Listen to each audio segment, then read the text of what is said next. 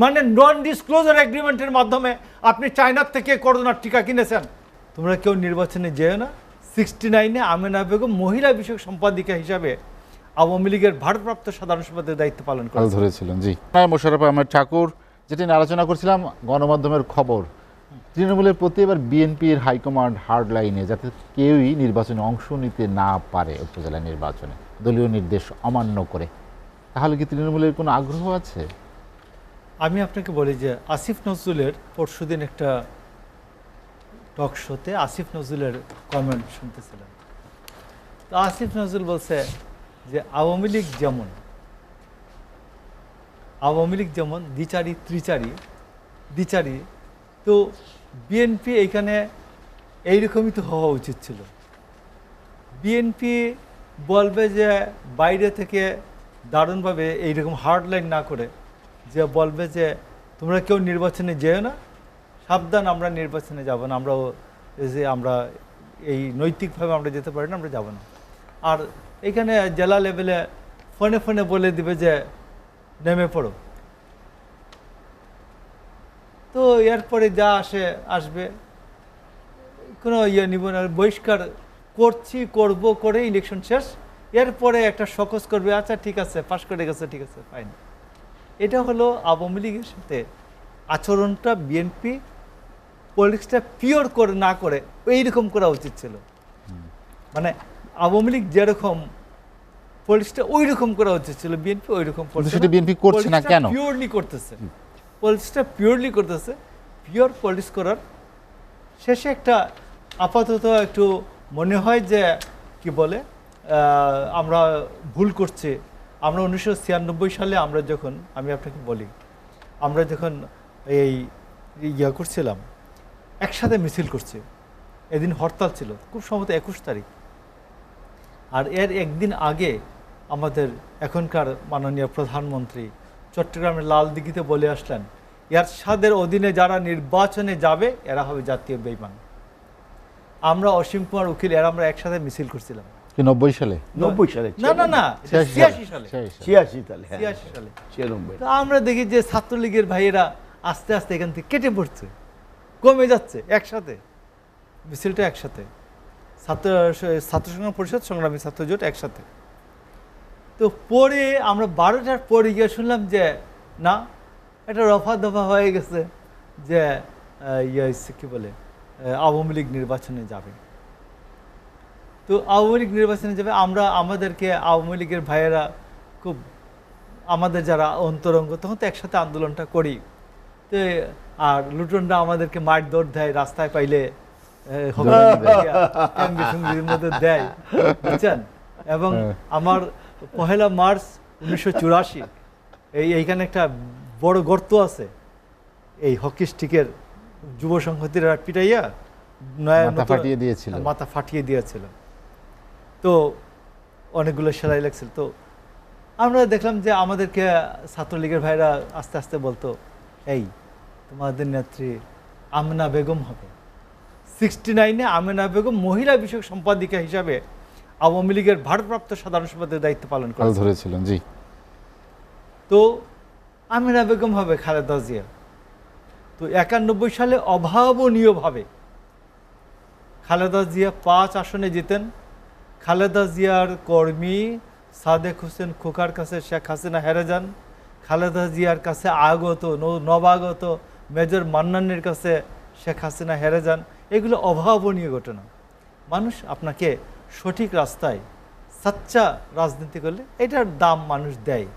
মানে সত্য সোজা রাস্তার ইয়াটা একটু তিতা হলেও আখেরে এটার একটা আলাদা মজা আছে। তো এই জন্য আমি বলছি যে এখন যে জিনিসটা হবে, এটা আমরা নির্বাচনে না গেলে, আর নির্বাচনে যারা, আপনাকে বলে রাখি, আজকে যদি যারা নির্বাচনে যাবে অন্যান্য দল থেকে, এই লোকগুলিকে, যে অনেকে আছে না, দেখেন না, বিদেশে বাচ্চা পাঠানোর পরে এই বাচ্চা আর জীবনে মায়ের কোলে ফিরত আসে না।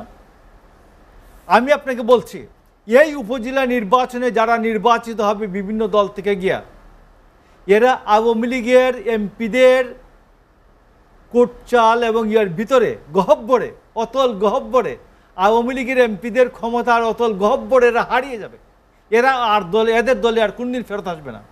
কারণ ওইখানে বলা হয়েছে উপজেলা পরিষদের উপদেষ্টা হচ্ছেন এমপি সাহেব, তার উপদেশের বাইরে কোন 1 কেজি চালও 1 কেজি বিজিএফ 1 কেজি এই ধরেন যে কি জিওপির টাকা, জিওবির টাকা না, জিওবি যে গভর্নমেন্ট অফ বাংলাদেশের ফান্ড আর কি, নিজস্ব ফান্ড, যে 10,000 টাকা জিওবির ফান্ড এই দিতে পারে না।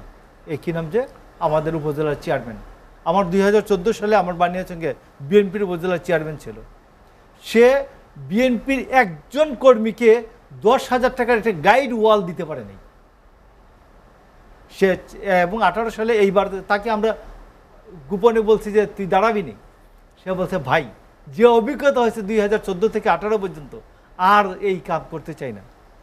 তো আমি আপনাকে বলছি যে যদি কেউ যায় গিয়া এই জাতীয় পার্টির থেকে যদি কেউ যায় গিয়া, যে যদি কেউ উপজেলা চেয়ারম্যান হয়ে যায় দুর্ভাগ্যক্রমে, সে যে এমপি সাহেবদের ক্ষমতার অতল গহব্বরে হারিয়ে যাবে, আর কোনোদিন তার দলে সে ফেরত আসতে পারবে না।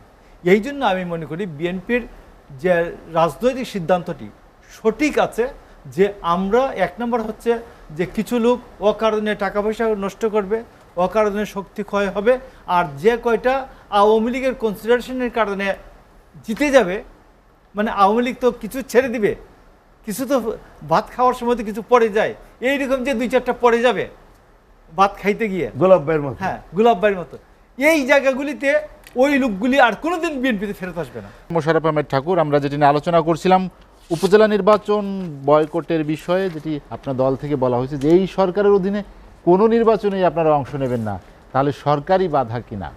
ভাই শুনুন, ছিলাম ধান বানতে, এখন আমার ভাই চৌধুরী মোহাম্মদ সালাউদ্দিন মাহমুদ